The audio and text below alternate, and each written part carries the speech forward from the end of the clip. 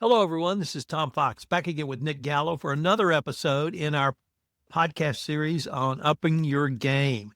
Nick, welcome back. Glad to be here, man. Thanks for having me. Nick, what do you mean? Glad to have you. You're the co-host. No, I'm You're just so having glad me. to be here. I get feel glad to be here. I can Okay. still feel like a guest. You make everyone feel like a guest, Tom. You're just that good of a host. All right. This is one of the areas that I think AI shows incredible promise, Nick, and that's continuous monitoring.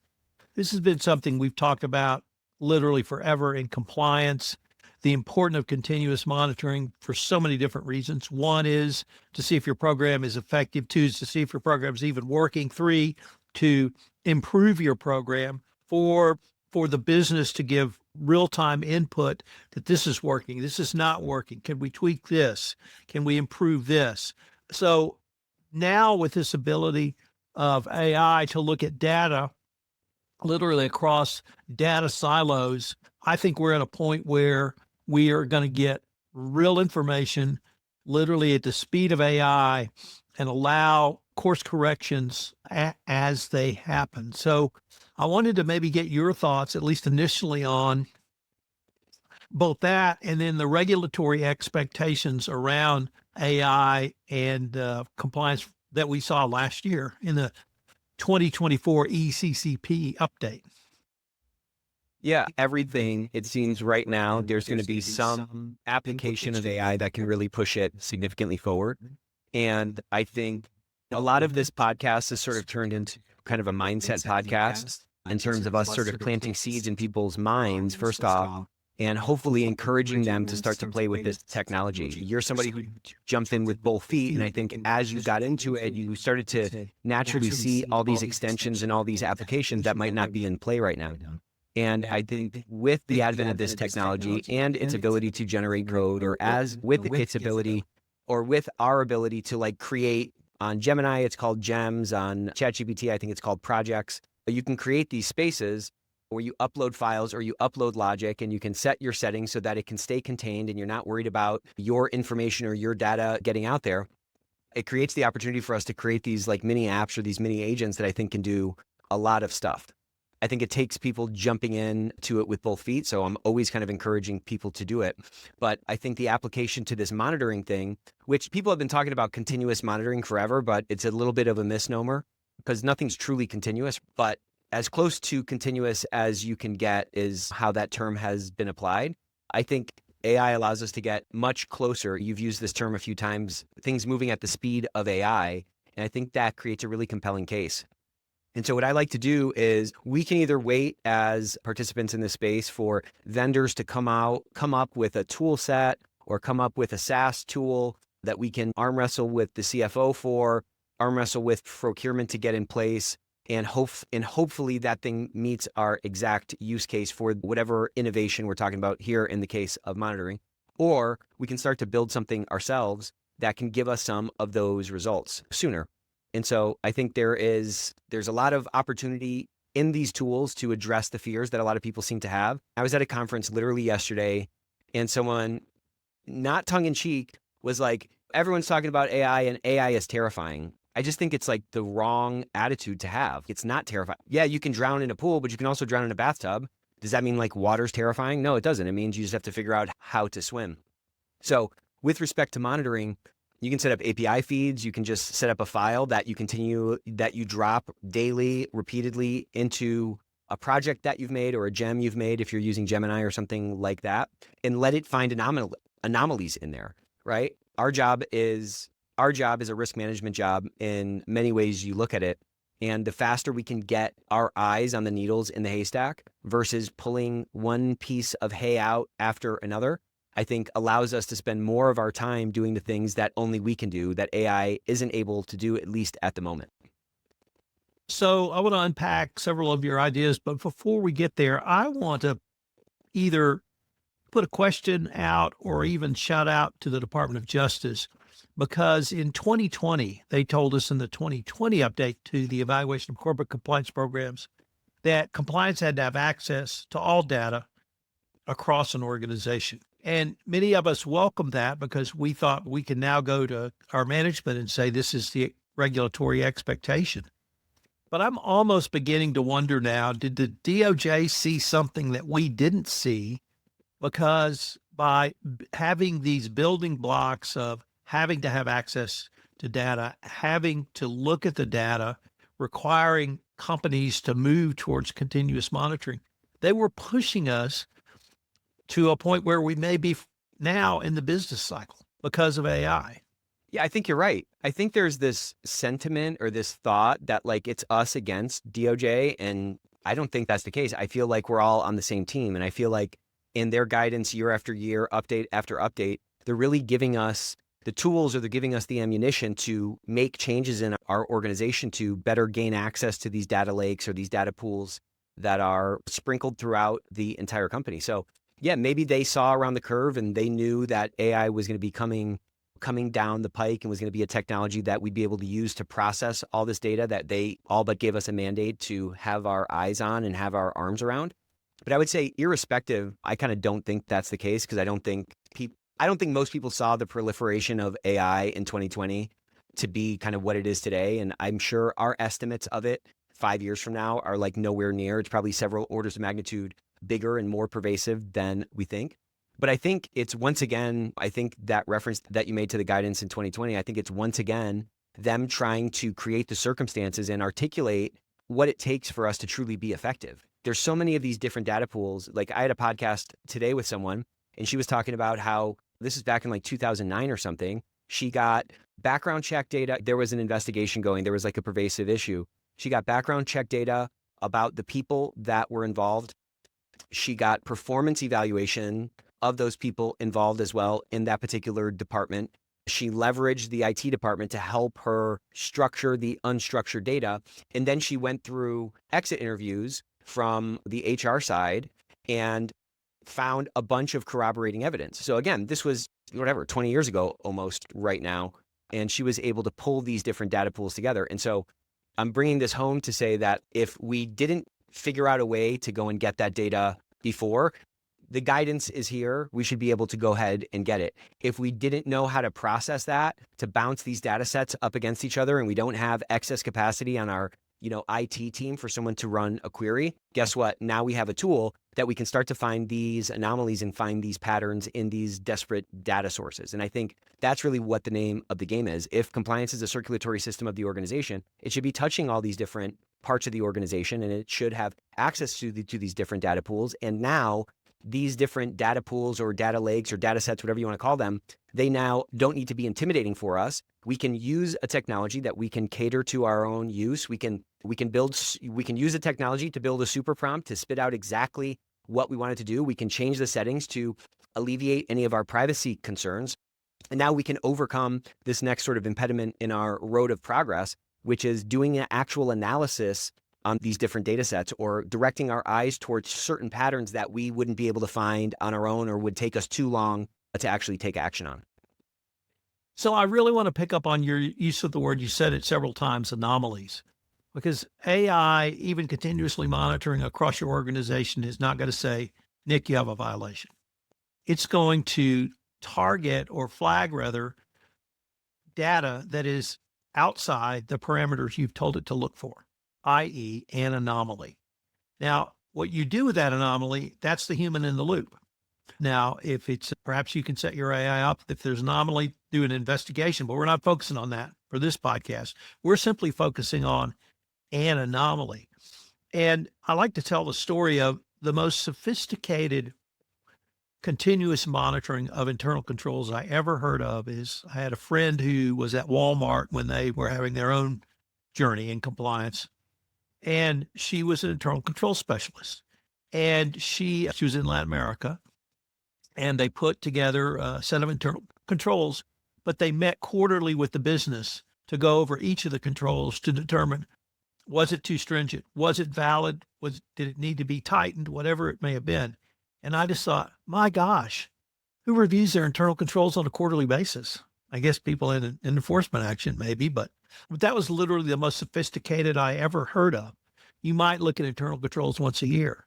And so now you literally have the ability to see if internal controls are working. And simply because an internal control is not working doesn't mean there's a violation. It may be too stringent. You may have had it put a threshold for Exactly. approval at such a low level. In the early days of compliance, some companies required every facilitation payment to be approved by the compliance function. And that was a huge barrier to speed and action because it was an energy company with a worldwide customer base. So people were traveling all over the world. Now they did it so they could create a database of what the facilitation payments were for. And after a couple of years, they decided they were comfortable with a floor of $100 without compliance approval. But it took them 2 years to get there. Exactly. And that's the kind of information you can get literally, as you said, at the speed of AI.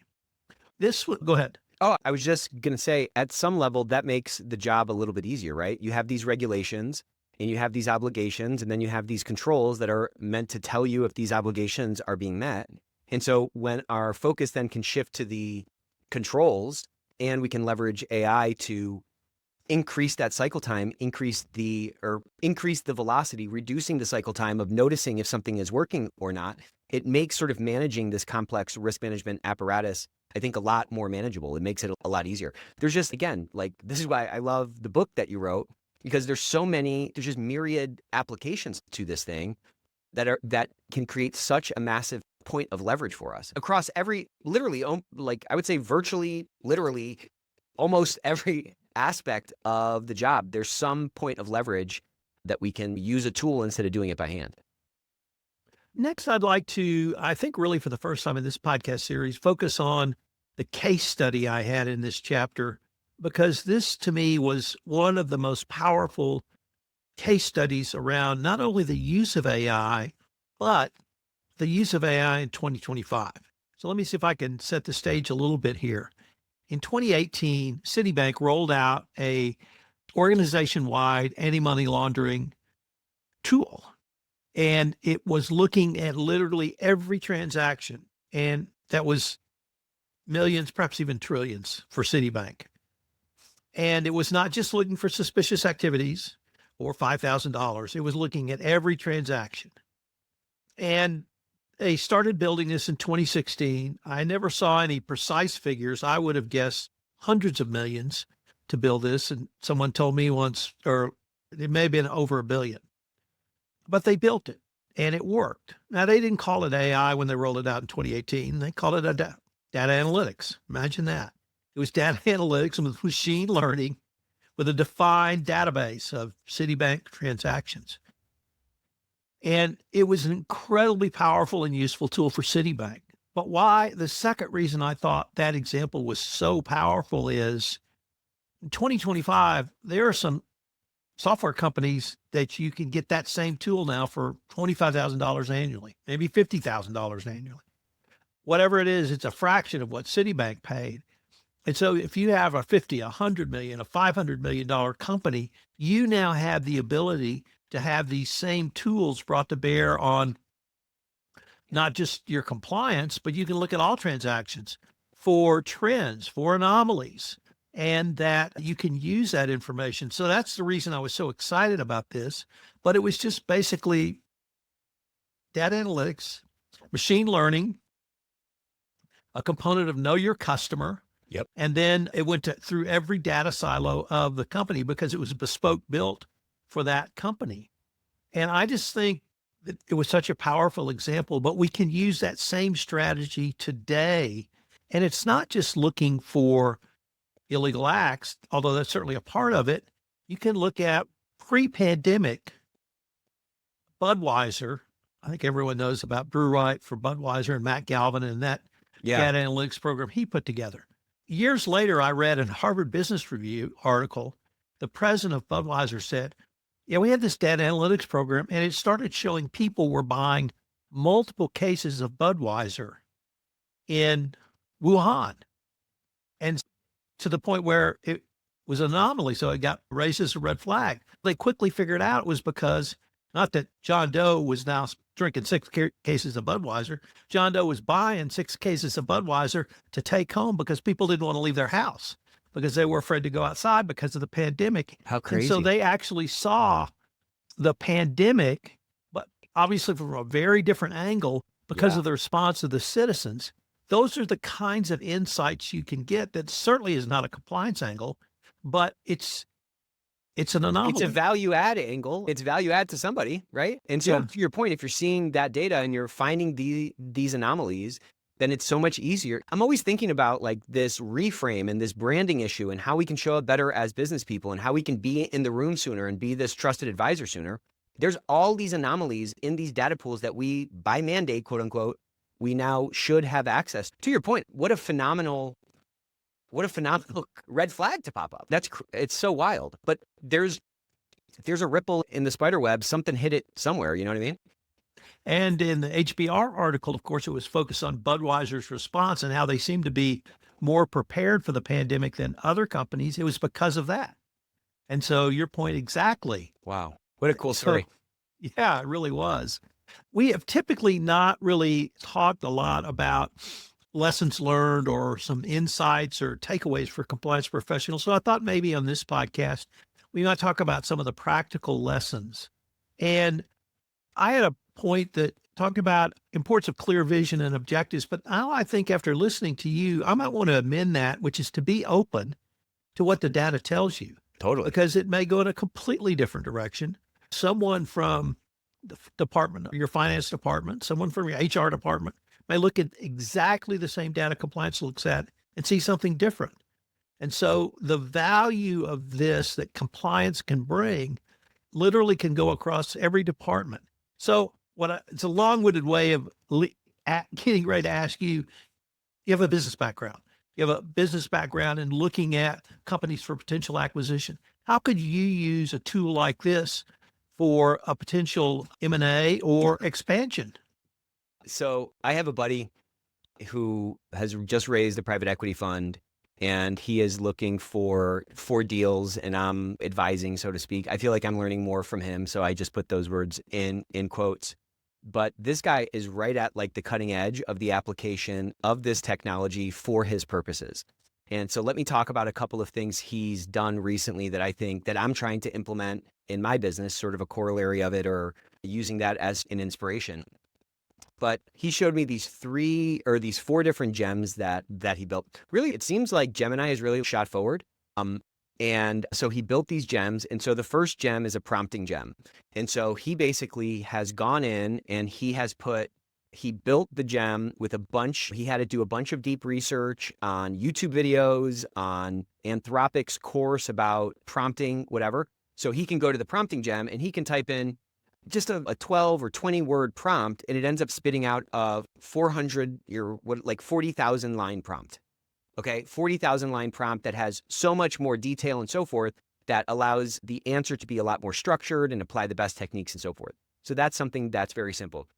He also has another one where he's loaded up all his information he's looking for SaaS companies, right?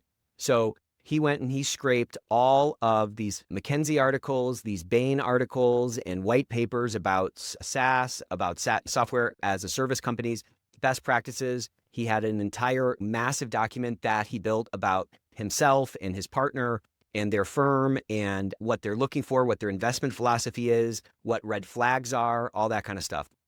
He built one extra one that is an extractor. So if you upload a PDF to an LLM, it sometimes can't read unstructured data as well as it can a comment delimited file, for example. So again, he built a massive prompt that allowed for this gem to now be a proper extractor so he can upload a PDF and it will spit out a text file in structured format and it knows what to read and it knows, because sometimes some of these charts are very complex, okay?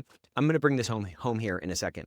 So what he's been able to do essentially is now create an LLM-driven workflow where if he's considering a new deal or he gets access to a data room, he can upload the pertinent information. He can upload the SIM or the pitch deck, and it can spit out all the information that he needs and spit out an investment memo.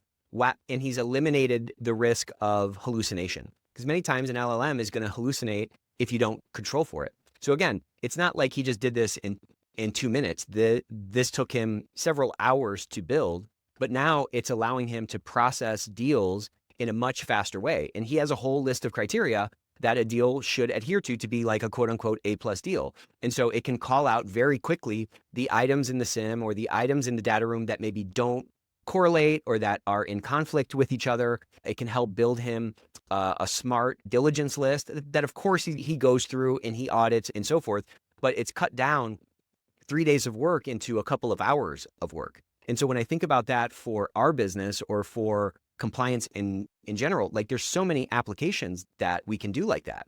Someone could take your book, or you could take your book and upload that as like a guidance document.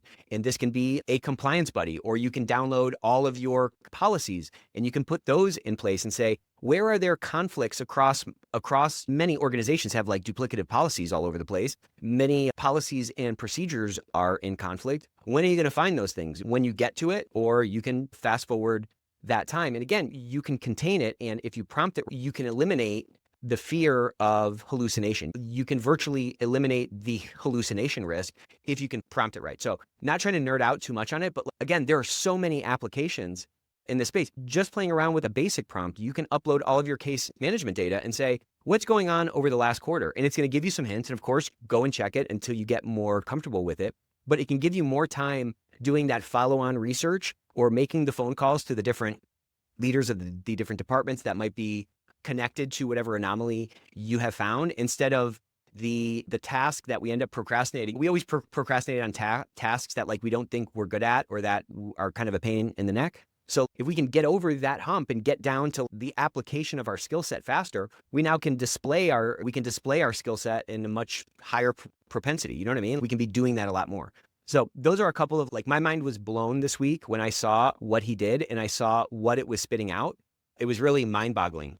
So I could just keep on going, but those are a couple of use cases that like you could do today. Like you could literally do that today without even watching.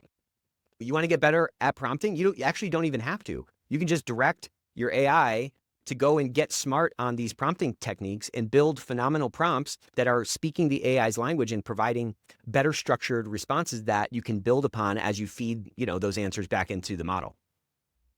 Wow. Have AI build your prompts. Why didn't I think of that?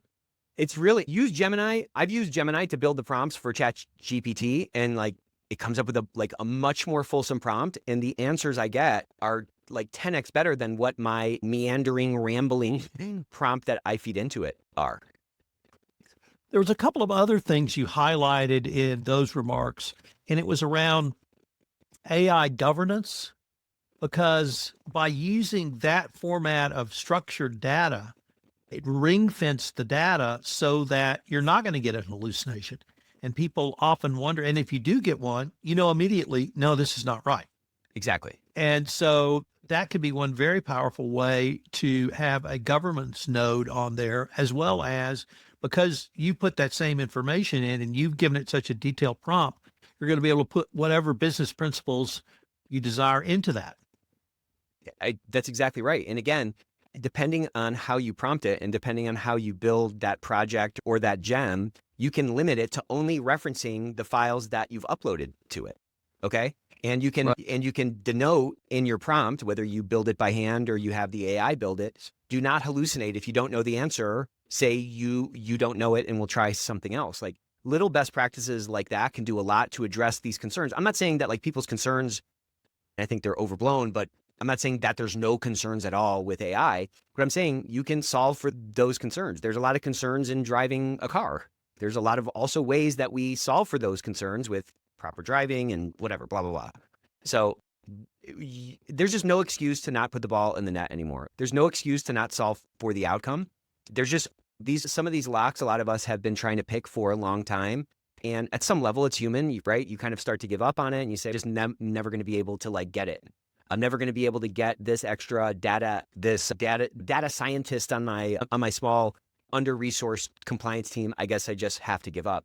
I just think there's always a way over, around, under, through the impediment in the way. And this gives us a shovel it gives us a wrecking ball to knock that wall down and really kind of solve for the outcome. Nick, unfortunately, we are near the end of our time. I hope our listeners will click through on our show notes and get the white paper for the use of monitoring with AI. And I hope they will join us again for our next episode. See you then. Compliance Podcast Network. Start your mornings with daily compliance news, quick, sharp updates on the top compliance and ethics stories in under 5 minutes every morning in Compliance Podcast Network. Because compliance never sleeps. Need practical advice fast? Check out Compliance Tip of the Day. One actionable idea to level up your program. Short and sweet, every day on Compliance Podcast Network. Got 10 minutes? We've got the week's top 10 stories. 10 for 10 brings you the big compliance headlines. Fast, fun, and focused. Every Saturday on Compliance Podcast Network. And don't miss the Sunday Book Review, where compliance meets culture through must-read books and big ideas every Sunday in Compliance Podcast Network. Whether you're in the office, on a walk, or commuting, stay smart, stay ethical, stay tuned. Only on the Compliance Podcast Network. Available wherever you listen to podcasts.